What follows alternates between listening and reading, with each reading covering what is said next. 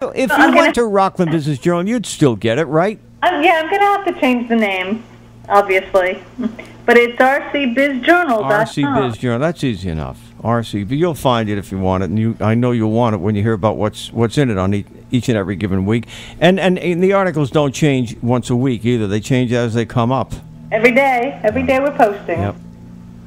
So, I heard you had some time off. I hope you got to go somewhere beautiful or do something nice. Well, we went to Maryland, and it was very, very hot. We went to see my nephew and his wife and their 2 children, one of which is my grandson, my godson. That sounds nice. What part of Maryland? Hunt Valley, Whitehall. I think that Whitehall's the name of the town he lives in now. He used to live in Towson. It's kind of in that area. Is it by the Chesapeake Bay? No. I don't know where it's by. I forgot to look. Anyway, what's in the... Oh, all right. Well, speaking of places to live, so the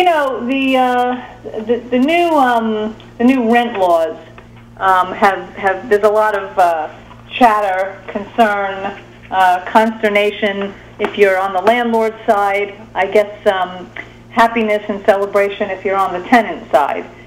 The new rent laws, rent stabilization and rent control laws, that largely pertains to New York City. Actually, it affects 2.4 million people in New York City, and a very small number of people here in Rockland County, in Spring Valley, and I think one other place. I can't recall.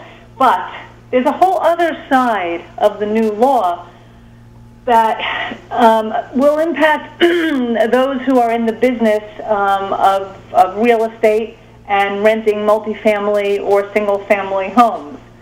And in a column that we posted this morning by Rick Tannenbaum, we lay out some of these changes, which may seem like details, but for people in the real estate industry, they're really going to change up the formula.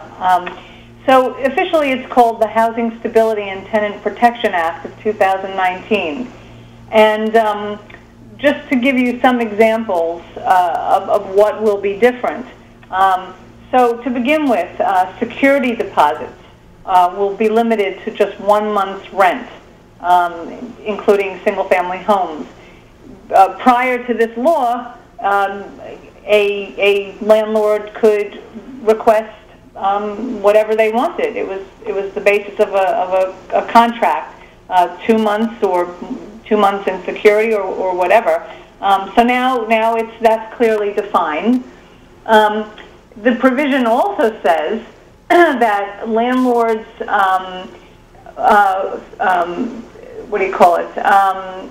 who previously there was some kind of a blacklist or databases that would track housing court cases that would be shared among rental agents and landlords that would, flag bad tenants or troublemakers. And that is all banned now. And landlords are not even allowed to, go to the court records to try to figure out if they should accept or reject a tenant. The law also requires landlords to return a security deposit within 14 days of vacating a rental.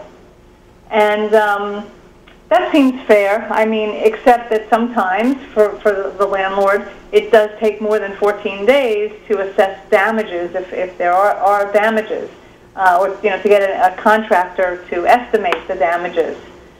So that's another change that's going to impact landlords.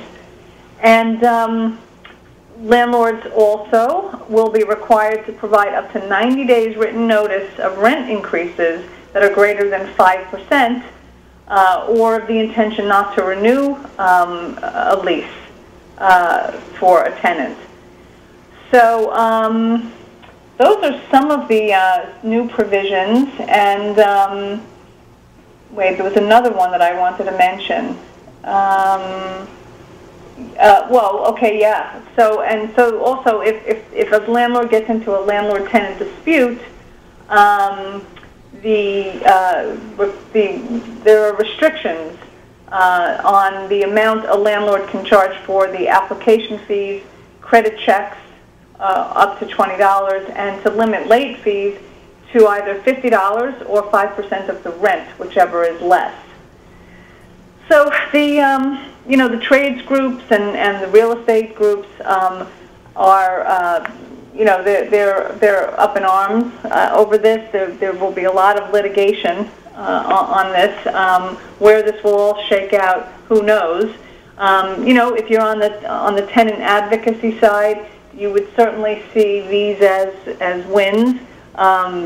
For tenants who've been, oppressed or manipulated. But it's pretty sweeping. It's a pretty sweeping. This is pretty sweeping legislation, and it's of interest. I mean, because obviously I don't have the number of rentals in the county, but we know that there are lots and lots of rented units. When is this supposed to take effect? I think that this takes effect. I think it's in effect now. Okay. Yeah. Well, I know some of it doesn't take effect till the fall, right. But it's imminent. I mean, the law was passed, so it's imminent. Well, I've been on the tenant side in many cases, and there are times when there's just not enough protection. I know. No, me too. Me too. I was in a horrific situation in New York City about 20 years ago. Mm-hmm. Time ago. I lived in an apartment that had. I used to say that it had all the plagues. It had pestilence. It had floods. It had everything. And I had trouble breaking. And this was like a luxury building in New York City, and I was renting a ground floor apartment. And paying a lot for it, and it was uninhabitable. And I remember having to, take them to court and be a squeaky wheel and just refuse to pay out the rest of the lease. And I remember it being very traumatic, actually. I did ultimately prevail, but I recall that it took a hell of a lot of energy and time to get out of to be able to walk away from that situation. Now, this is all detailed in the Rockland County Business Journal now, as we speak. Yes, the story is up in our column section. It says new rent laws to negatively impact landlords. Sweeping changes favor tenants in non-regulated rentals. There's one more interesting detail about this issue, which is not in the story, but that I'll mention. So, as part of the law, any municipality, here in the county, the state, has the ability to opt into this new rent stabilization laws if they have a vacancy rate of less than 5% of their rental units in their municipality. So, this can be this is very transitional for the way housing will work, assuming that the law holds up and that the challenges are not successful. So keep an eye on that. Definitely, we'll watch it too. It just impacts a lot of people. You got it, and let's just tell them how to access this. It's RCBiz, B-I-Z, journal.com. All right, this is because it's the first time I'm hearing about this, so you blaze new trails again. We like to do that every week. Last week, we had the pleasure, I want to just give a shout out, we had the pleasure of talking with Carrie Potecki, and we did a story, we talked about a low-cost spay-neuter mobile van that is roaming around the county now, so that they can provide low-cost spay-neuter to cats and dogs. And we had a good conversation because Carrie is an animal lover, and so it was fun. But glad to have. Is this our Carrie? Yeah. What? Last week when you were in Maryland. Okay, well, she gives her name as Potter on the air. I don't know. You said a different name. Oh, God. Did I say a different name? Yeah. I'm sorry. Maybe you didn't. I did. Potecki. That's somebody else. You're right. My brain is addled.